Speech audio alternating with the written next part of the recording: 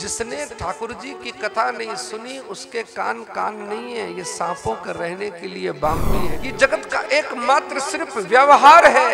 मंदिर जाना, पूजा करना, माला चढ़ाना, घंटी बजाना, दान करना, ये कुछ नहीं होगा इससे।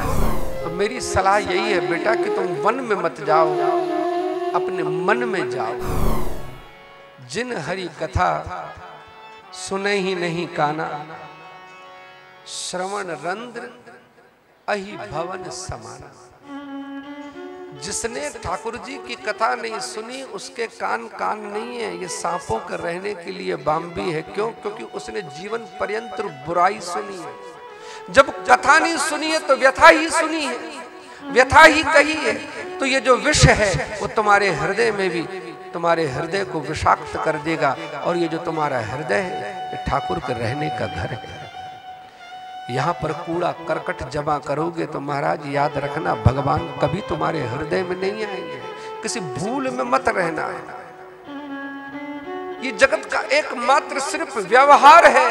मंदिर जाना, पूजा करना, माला चढ़ाना, घंटी बजाना, दान करना, ये कुछ नहीं होगा इससे, कुछ भी नहीं होगा। हरि नाम के साबुन से रगड़ के महाराज अपने मन को धो। जिसने अपने मन को धो लिया, मन मना भव, उसके मन से ही उस ठाकुर का उद्भव हो जाता। भगवान आज तक कभी किसी को मिले बाहर से आके नहीं मिले, किसी भूल में मत रहना। भगवान कभी बाहर से नहीं आते। निर्गुण निराकार ब्रह्म सगुण साकार तुम्हारे भीतर से प्रकट होता है। जैसे तुम्हारे हृदय में भाव होगा वैसे ही भगवान के दर्शन।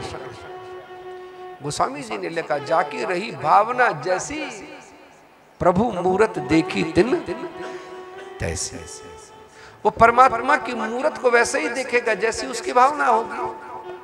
हृदय जो कुछ भी है वो मन है, कुछ नहीं। सत्संग मात्र सिर्फ इतना है। क्यों? क्योंकि महाराज परीक्षित जी की 7 दिवस के बाद मृत्यु होनी है। उसको कोई प्रहसन, कोई श्रृंगार रस, कोई नाटक, कोई फालतू की बातें नहीं सुना रहे आचार्य श्री सुखदेव जी महाराज। आचार्य श्री सुखदेव जी महाराज पूरी कथाएं सुना के मूल यही सुना रहे हैं कि जो कुछ भी तमाशा है वो तेरे मन का है। इस मन को समझ ले।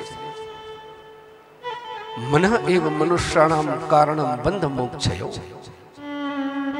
गीताकार कृष्ण कहते हैं कि इंद्रियाणाम मनश्चा, इंद्रियों में मैं मन हूं। अर्जुन, जो भी मेरे साधक हैं वो मन को पकड़ने का प्रयास करते हैं। मन तो बॉस है तुम्हारा 10 इंद्रियों का। ये 10 इंद्रियां उसकी आज्ञा में चलती हैं। जिस दिन मन तेरे वश में हो जाएगा उस दिन ये पूरा संसार तेरा गुलाम बन जाएगा।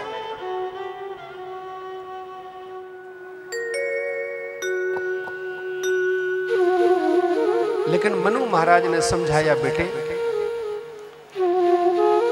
भगवान किसी को भी आज तक वन में नहीं मिले हैं। भगवान जिसको भी मिले हैं मन में मिले हैं। और किसने कह दिया कि गृहस्थ आश्रम कोई खराब धर्म है? धन्यो गृहस्थ आश्रम है। गृहस्थ आश्रम से बढ़ के कोई आश्रम नहीं है। ये वो किला है महाराज कि इसमें समस्त इंद्रियों को जीता जा सकता है। तो मेरी सलाह यही है बेटा कि तुम वन में मत जाओ, अपने मन में जाओ, अपने परिवार को बसाओ, भगवत आराधना करो, तुम्हें जरूर भगवान मिलेंगे।